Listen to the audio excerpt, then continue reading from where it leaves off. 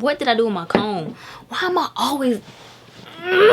Alright, you really doing the most right now. Like, I'm not finna just let you do whatever you want just because you upset. My bone was like this, and when I punched, it went crack. Oh my god, is this my hand? Like, I don't even, what is, I don't know what to do. What's happening? And my mouth is gold. Shorty said she like my teeth, okay, forever, ever. You would never tell a lie, bitch, forever, ever. I'm getting to this ride. What's up, YouTube? I'm back at it again with another video. If you're new to my channel, welcome. How you doing? How you been? Don't judge my eyelashes. I'm still trying to figure out the magnetic eyelash thing. I'm pretty sure you guys can tell by my setup. You see my blow dryer back here, so you already know what's going on. And especially because I know if you read the title, then you know what's going on. I finally dyed this wig. It was black before, and now it's this color. I don't know what this color is, to be honest, but yeah, you guys probably did not click on this video for this wig. Oh my gosh, this freaking you probably clicked on a video because you saw story time, and usually my story times are a hot mess.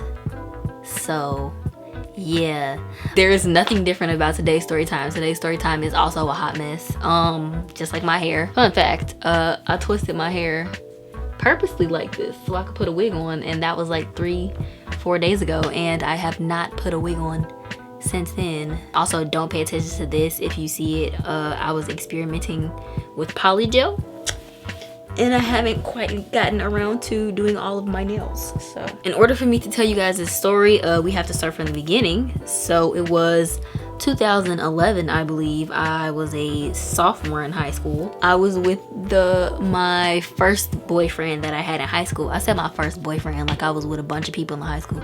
I literally only had 2 boyfriends in high school.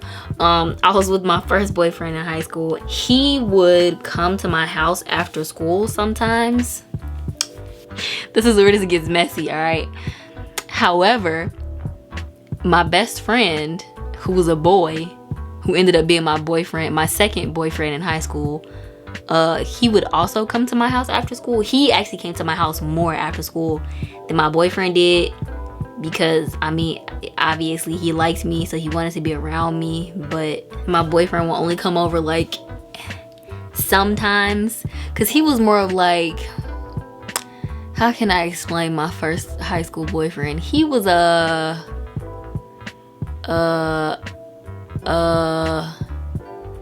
I guess we could, oh boy, what can I call him? I guess we could say he was hood. Like, he wasn't super ghetto, he wasn't ratchet, but he was hood. So that's what we're gonna call him. Let's see, what name can I give him? We're gonna call him, I don't know, Harrison. That's what we're gonna call him in this story. So a hood dude named Harrison. Yeah, that's it. So yeah, Harrison did not come to my house as much as, let's see, what are we gonna call my best friend? We're gonna call him Jaquan, right? Okay. So Harrison did not come to my house as much as Jaquan did, because he was more like trying to be outside all times of the night. Like, he's just one of them dudes that was just always want to be outside. It didn't matter what was going on, like, he needed to be outside. So that's usually what me and him would do together. We would literally just like walk around all day after school until like 9 o'clock at night, and then I would finally go in the house. Versus my best friend Jaquan, he would just come to my house after school, and we would like watch TV, and that's pretty much all we did, was like watch TV and scroll on Facebook while we were in the same room. It made no sense. At the time, there were other things going on, but we're not gonna talk about that because the story's already messy, as you can see, and we're not gonna make it more messy than it already is. Okay, so that's the backstory of this story, right? So we got Harrison, my boyfriend at the time, and then we got Jaquan, my best friend, who ended up being my boyfriend after me and my boyfriend broke up. So I'm looking over here because my mirror's right here. So yeah, basically it was like, you know, it was a regular day that Jaquan would come over. And for some reason this day, Harrison was like, yeah, I'm doing something right now, but I'm gonna come over later. And we all went to the same high school. Like, they knew each other, obviously. And Harrison was aware that Jaquan was my best friend. Jaquan was aware that Harrison was my boyfriend. Like, they never had like beef or anything. Like, obviously they were probably jealous of each other, but they just didn't say anything because it was just like, whatever, this is high school, who cares? It's not like it was a secret, like they knew about each other. And Harrison definitely knew that Jaquan would come to my house after school, because he wouldn't come to my house after school that often because my mom didn't like him. So he was like, yeah, you can just come outside, I'm not coming over there. But something about this particular day, like, I don't, he was just randomly like, yeah, I'm about to come over in a few minutes. And I was just like, okay, Jaquan is here, he about to leave and you can come, I guess. And it's not like I was nervous or anything, like it wasn't a secret. He knew he was there and I really didn't care. Like, I was just like, all right, whatever. It was a very weird feeling for me, because sometimes I get this feeling where I know something is gonna happen and it's like a deja vu moment, and then it happened and I'm like, see, I knew that was gonna happen. I guess I had anxiety about it, even though it was weird to have anxiety about it, because they literally would like pass each other every day in school anyway, and like there was never anything. But I guess it's different because it's a different environment, so who knows what could happen, you know? Who knows what animosity was really being harbored in this situation. Fast forward, if you ever dated a hood dude, then you probably know what I'm talking about. For some reason, they just love to play fight, like as teenagers. Like, I don't know what that is, but he was always trying to play fight me, and I was just like, usually I'd be like, no, like that's not for me. But for some reason, ever since I was a child, I don't feel like this anymore, but when I was a child and I would like go outside and play with my friends and stuff, I always wanted to be ghetto. Like, I've never seen ghetto as a bad thing, and I still don't. But for some reason, when I was a child, I wanted to be ghetto so bad. Like, I would ask my mom, why aren't I ghetto? Like, because I grew up in the hood, but I just wasn't ghetto like everybody else was around me. And it was so confusing to me, because I'm like, why is everybody else on my block ghetto and I'm just like sitting in the house watching anime, playing hopscotch? Like, what is really happening here? So and something that I kind of equated to being ghetto was play fighting with your boyfriend. So I would just go along with it. I would be like, all right, whatever, you want to play fight, then I guess we could play fight. But this particular day, so they did end up walking past each other. Harrison and Jaquan, they did end up walking past each other, and I'm sure it was like some animosity, but nothing happened, at least from what I know, because I was kind of like standing there and they didn't say nothing to each other. They was just like, and they just kept walking. Literally, as soon as Harrison came in the house, like the first thing he was on was trying to play fight. And I'm just like, bruh, like, what are you going through? Like, obviously I could tell that he was upset that Jaquan was just there, but I'm just like, you need to get over it. Like, this has been like this for almost 2 years now, and you just now want to be upset about it. Like, please stop, find something else to do, because you're just starting to get on my nerves at this point. So he ended up like trying to play fight and stuff, but this, like, usually our play fighting, it wouldn't be like real aggressive, like it would be just play fighting like regular. But today, the way he was trying to play fight me, it was real aggressive, and I'm just like, all right, clearly he's upset about some other things. Like, I'm not dumb. Like, I know you're mad because Jaquan just left. Like, I'm not stupid. So clearly he's upset about that, and we started play fighting, but he was like play fighting super aggressively, and I'm just like, all right, you really doing the most right now. Like, I'm not finna just let you do whatever you want just because you upset. Like, that's not how this is finna go. So basically he was being aggressive while play fighting, so I got aggressive back. Like, I was acting like I was really out here fighting somebody. I mean, shoot, at that point I felt like I was fighting somebody for real. So yeah, he was just being really aggressive this day, and I was like, all right, fine, you want to be aggressive, I can be aggressive right back. Like, I'm not gonna just let you push me around or whatever. So I'm pretty sure he like pushed me, or I don't remember what happened. Okay, this is what I do remember.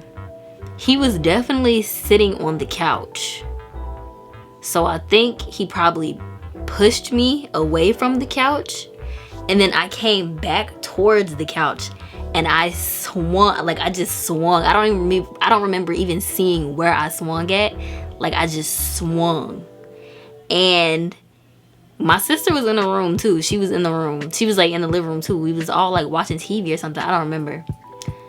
And when I swung, my hand hit him like in the forehead, and all you hear is crack, super loud, like super loud. But nobody really knew what the crack was. We all just kind of knew that we heard a crack. So we thought that that was just the noise of my fist hitting his forehead, right? I'm like, all right, whatever. I don't know what that crack. I think I said, what was that crack? But literally, I didn't feel anything. Nobody saw anything. And I think I went to go like do something else, and my hand came in front of my face like this, and I was like, I think it's broke. I think it's broke, y'all. And there was no thinking it was broke. Literally, the bone was sticking up like this. So this part right here. So wait, hold on. Let me see if y'all can see it. So y'all see it's like a little dent thing right here. So it cracked because when I punched him mostly on this part, hit his forehead. So it like pushed back, and that's what the crack was, because it cracked like this whole thing cracked in half. So it was up and then it went back down. It was literally like, it was still in my skin, like it wasn't poking out of my skin, but you could clearly see that my bone was broken in half. The bone went up, it was a break in the middle, and then it went back down, because when I pushed it, it literally popped. Like my bone was like this, and when I punched, it went crack. And it was so crazy because I slowly put my hand in front of my face, and I was like, it's broke, y'all. I think it's broke. Harrison and my sister, they was both like, oh my God, your hand is broke. What are we about to do? What do we do? Your hand is broke. What do we do? I had to go to my dad's house, which is not that far. It's literally like across the alley from where I live. Well, from where my mom lives. I had to go to my dad's house. Luckily, he was actually at home, because the majority of the time at that point in my life, he was at work. So luckily, he was actually at home. I didn't even like run. I wasn't freaking out or anything. It was just like, okay, my hand is broke. Like I literally could not feel it. I even was like touching it like this, and it didn't hurt. I couldn't feel it. It didn't feel like anything.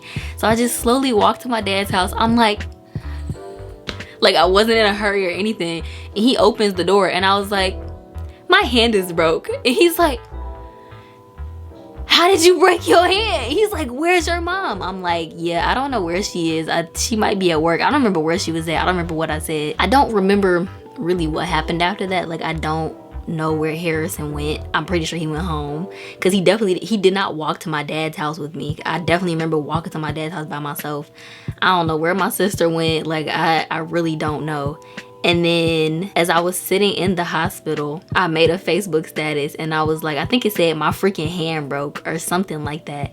And all this happened on April 25th, 2011. And the only reason that I know that is because I put it on Facebook. And it's crazy because like I felt it in my soul that something bad was gonna happen, but I didn't know what it was gonna be. I thought it was gonna be something bad between Harrison and Jaquan, but no, I ended up breaking my hand. Yeah, so I went to the hospital, and I remember the doctor gave me two options. He was like, so it's not that bad of a break. It's only broken in one spot. So we can either pop it back into place, which is gonna be kind of painful, or we can put you under anesthesia and insert like a metal rod through the bone to keep it straight until it heals back together.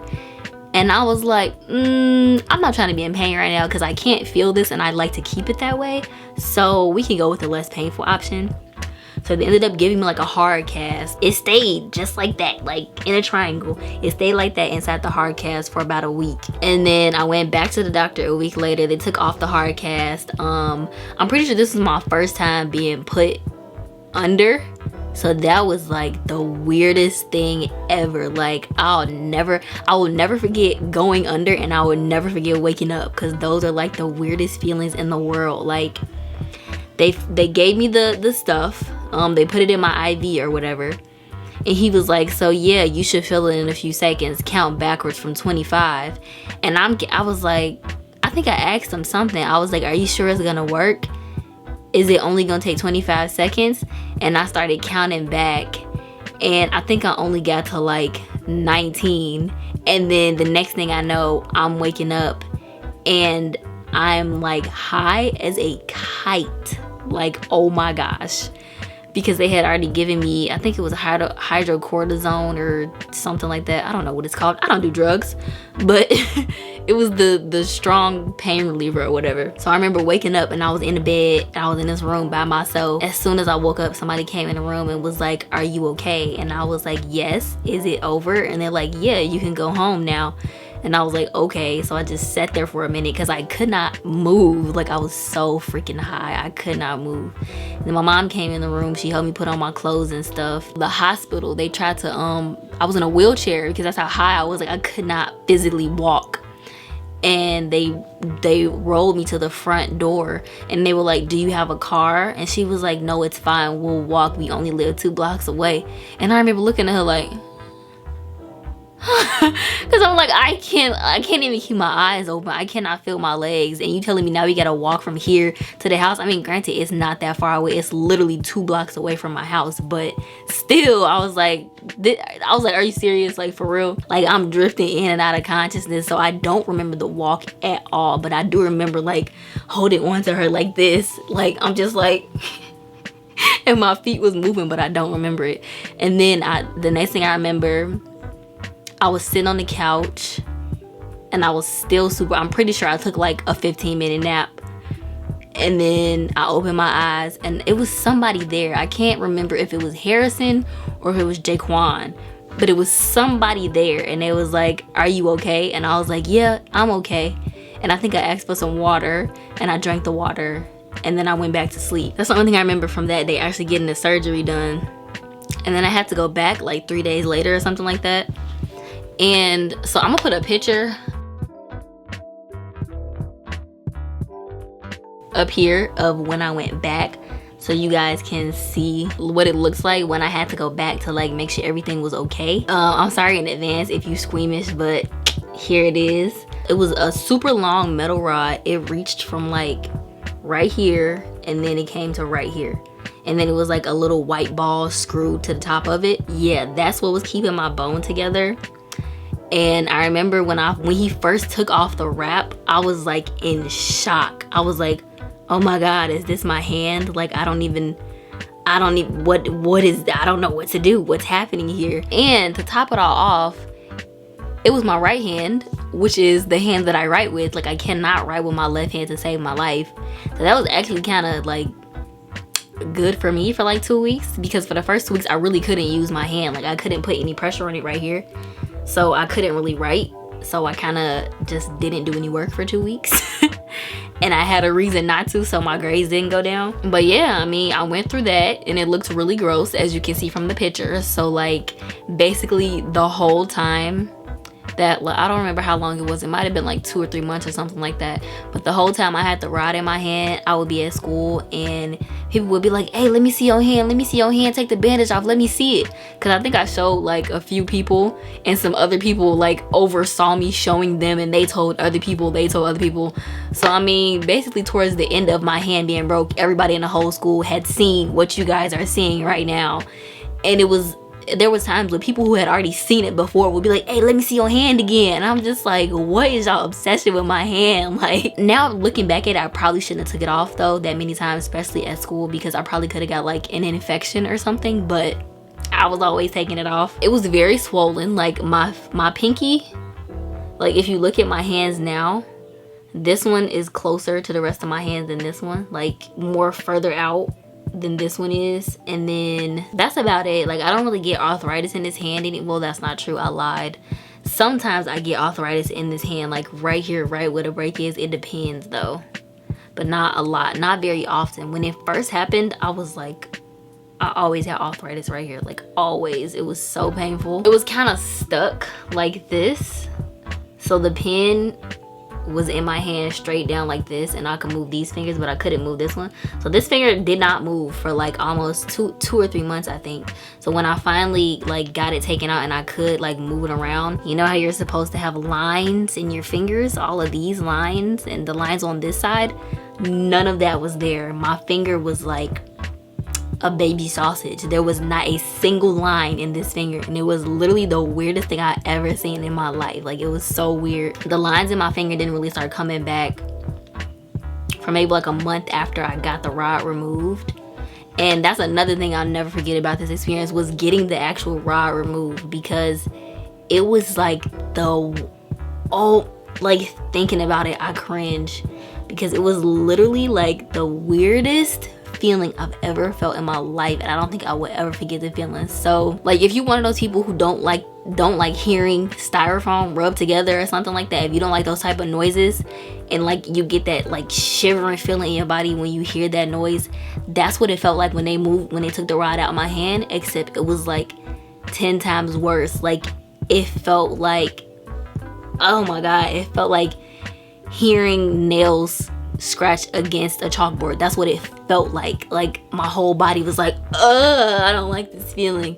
So the little white part, what he did, he literally just like twisted that off, and then he took some pliers, bro. He clamped it on there.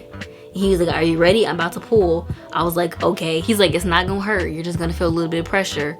And I was like, in my head, I'm like, you lying, this gonna hurt. But it didn't hurt. It did just feel like a huge, it felt like, I can't even explain the feeling. Like, the pressure, if you go down too deep in a pool and you kind of feel the pressure in your head, that's what it felt like, except I felt it like right here on the side of my hand. It was so weird. So he literally was like, all right, I'm about to pull, 1, 2, 3, and he went, and it just like slowly came out my hand, and I was just looking at it like,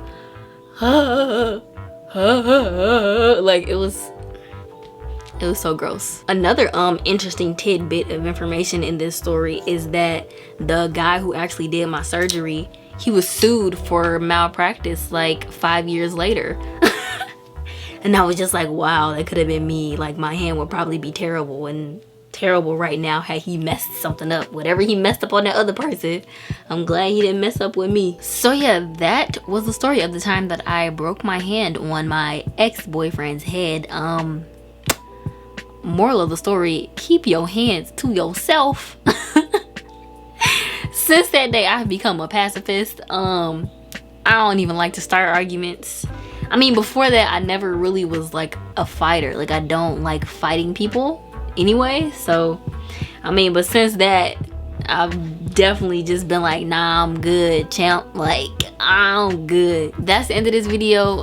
If you like this video, don't forget to like, comment, and also subscribe. Join the family. Don't forget to click the notification bell as well, so you can be notified next time I post a new video. I'll see you guys in my next video. Peace. Talking about all the times that shit's the same to me. But this is for all them times where all the bitches flaked on me. Flaked on a bitch, bread in a basket. Hey,